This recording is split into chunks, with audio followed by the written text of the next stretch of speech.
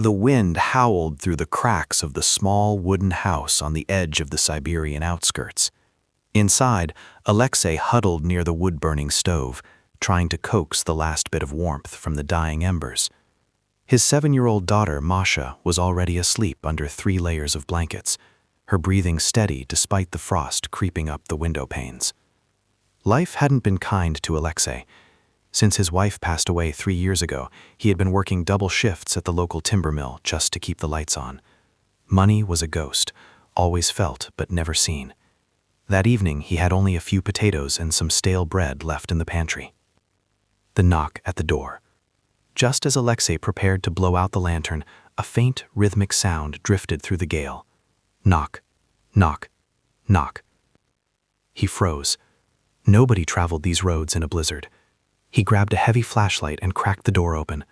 The freezing air slapped him in the face, but what he saw stopped his heart. Standing in the knee-deep snow were 2 elderly figures, a man and a woman, huddled together. Their car, a modest sedan, sat dead and half-buried 50 yards down the road. "Please," the old man rasped, his breath a white cloud. "My wife. She can't breathe well in this cold. The engine died." Alexei didn't hesitate.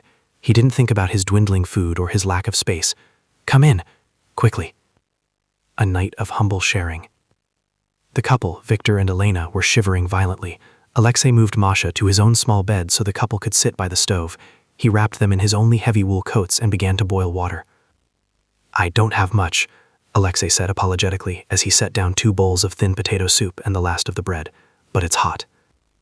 Victor looked at the meager portion, then at Alexei's worn hands and the patches on his clothes. He saw the photo of Alexei's late wife on the mantel and the drawing Masha had made of a dream house with a garden. The old man nodded slowly, sharing a silent look with his wife. They talked late into the night. Alexei learned they were traveling to see their grandson but had taken a wrong turn. They didn't act like wealthy people, but there was a quiet dignity in their speech. Alexei refused to let them sleep on the floor, insisting they take his bed while he sat in the wooden chair by the fire, keeping the flame alive all night.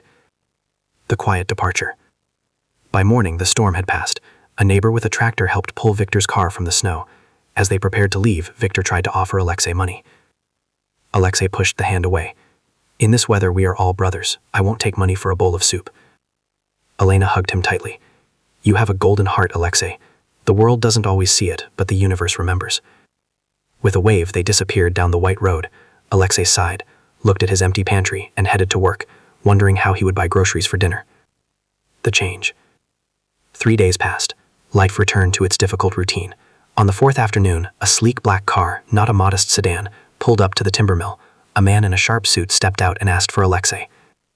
"I have a delivery for you," the man said, handing Alexei a thick envelope and a set of keys. Confused, Alexei opened the envelope. Inside was a letter. "Dear Alexei, you didn't know us, and you had nothing to spare, yet you gave us everything. I am the retired CEO of the Petrov Group, but that night I was just a freezing old man. You saved my wife's life. In the envelope, you will find a deed to the small farmhouse with the garden you mentioned your daughter dreams of. Also, a fund has been established for Masha's education. Kindness is a seed. You planted it in the snow, and now it is time for you to see it bloom. Victor P." A new horizon. Alexei stood in the sawdust of the mill, tears blurring his vision. He wasn't a poor widower anymore. He was a man who had been seen. Within a week, he and Masha moved into a warm, sun-drained home. He finally had the time to be a father instead of just a laborer. He never forgot that cold night, and he spent the rest of his life ensuring that his door was always open to anyone lost in the storm. Hello, we're excited to show you our native speech capabilities, where you can direct a voice, create realistic dialogue, and so much more. Edit these placeholders to get started.